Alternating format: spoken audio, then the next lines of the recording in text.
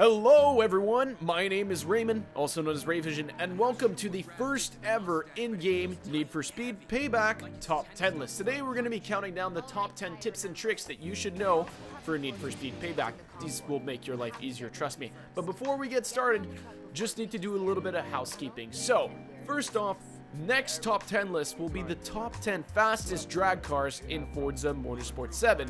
So, if you have any recommendations of cars, please leave those in the comments down below so I can be made aware of what cars I should be looking at and testing. As well, today's list was composed of both community suggestions from people I know who play Need for Speed Payback and are really good at it, and my personal experience with the game. If you disagree, feel free to let me know in the comments below. If you agree, feel free to let me know. All that having been said, let's get into it. At number 10, we have the most important tip that you will ever receive with regards to Need for Speed Payback, and that is buy the game. I mean, like, it's kind of an important tip. If you're planning on playing Need for Speed Payback, owning the game might be a good idea, and maybe buy an Xbox if you don't have one, because that might, well, actually, you can play it on PC too. Don't know about PlayStation, should check up on that, but buying the game is usually a good first step. In 9th position, let's talk about automatic versus manual, to which my answer is automatic. Now, well, before you get angry and lose your shit, all you car fanboys, I myself tried playing this game manual at first, and then realized that first off, the control scheme they have for it is really weird, and second off, this game plays way better in automatic than it does in manual. It's not a racing simulator, it's an arcade racing game, which means it's meant to be enjoyed. And part of that enjoyment is not struggling with the manual transmission. And I will tell you that the manual transmission in this game is a struggle to deal with. So just put it in automatic, enjoy the game for what it is, because almost everyone does it in automatic. I know very few people who can do it in manual because you have to have a claw stance on your controller because of where the buttons are placed, which is stupid, but that's how it is. At number 8, let's talk about part tokens, because I messed this up when I started playing the game, and then for anyone that's new, you will surely mess this up as well, or at least I think. When you receive a part that you don't want to equip to your car, you get the opportunity to either A, sell it for cash, don't do that, or B, trade it in for a part token. Trade it in for a part token, and I'll tell you why. If you sell it for cash, you'll get between like $2,000 and $5,000 max. If you trade it for a part token, you can use that part token to buy a part. Now, if you go to the parts store, there isn't a single part that's cheaper than $12,000. So, you can either sell for $5,000 or sell for a free part token, which can get you any part from like $12,000 to like however expensive they go. So, it is in your interest to collect those pieces, as whenever you buy a new car, you'll be able to cheaply and quickly upgrade it to as high as you want and or need to. Number 7, some of you may disagree with, but for all you people out there who haven't started playing the game yet, don't play on hard, because I will tell you one thing, as the game progresses, hard becomes increasingly impossible. In fact, once you hit the later half of the game, you'll find yourself struggling with even the medium level missions. I'm not even just talking from my own experience, I'm talking with, from the experience that Nick has had with the game as well. He is he's spending a half hour on missions when it is on medium, and for all you guys that think Nick is better at racing than me, that should be the argument there to make you think twice about it. But you can try it nonetheless, just enjoy the grind.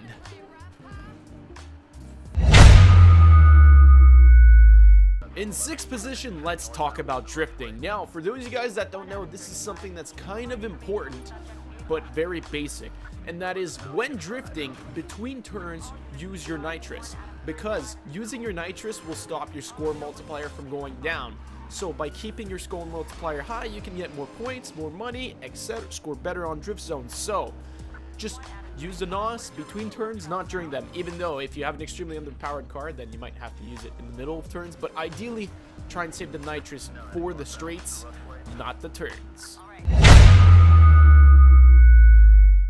Now, number 5 is something that you will discover with experience, but I'm going to give you a little bit of a shortcut. And this really is a good tip to take into account. It was given to me by Tendy, and you're going to be hearing more about him later on in this list. But it basically is, when turning, hold the gas, tap the brake while holding the gas, and this will initiate a bit of a drift. And for some reason, trying to drift corners instead of taking them flat is a lot faster in this game. So you're gonna see, try it out, practice it, and you're gonna see that it's a lot easier to take corners, one, and number two, you're gonna see that you're doing a much better job at maintaining speed. It also builds NOS, so you can hit that A button when exiting the corner and get that extra boost of speed. So just drift and hit them brakes.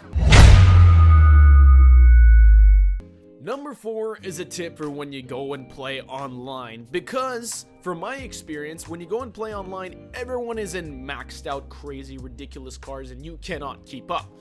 And because the lobby system isn't that evolved and it won't match you necessarily against people who have the same level of cars as you, I recommend only going online when you are certain that you have a car that can compete at the top level. So like Lamborghinis, like it has to be a really, really good car, or else you don't stand a chance of winning. And if you come in like the bottom 3 or 4, I don't know exactly what it is, you won't be getting anything for it and just wasting your time. So if you're going online, make sure you have a car ready to race and win with.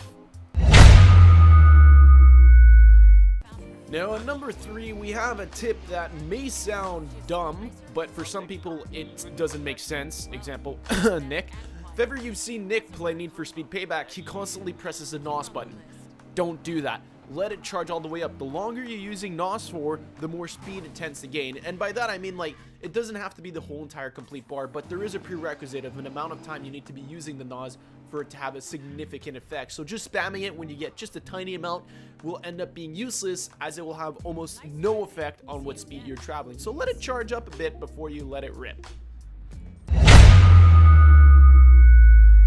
Now, number 2 isn't as much of a tip as it is a trick, and it is a reference to one of my friends, Tendy Gaming. There will be a link in the description to both the video and his YouTube channel, so be sure to go check those out, because on his channel he features a money method in which you can get 1.1 million credits per hour. So be sure to go check out that video.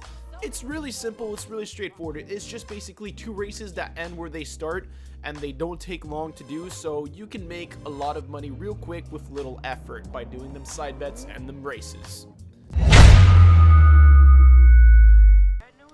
At number 1, we have do and finish the Need for Speed Payback campaign. Now, this one might sound controversial or just useless, but it does make a lot of sense when you think about it, because number 1, the campaign is fun if you take the time to enjoy it. Number 2, no matter what happens, the campaign will be an incredible learning experience, so see it through all the way to the end.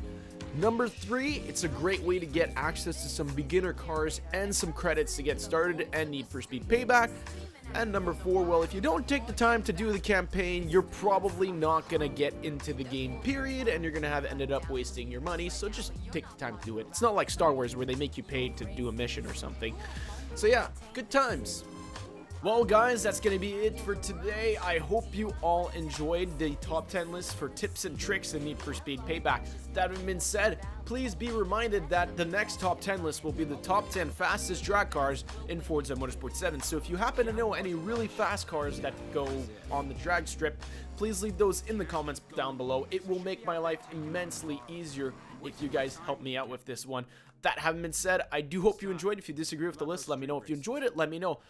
Be sure also to like, share, and subscribe. I really would appreciate it. These videos do take a bit of time to make, and by bit, I mean quite a lot. And as usual, my name has been Raymond. Join the Discord server, and I will see you all in the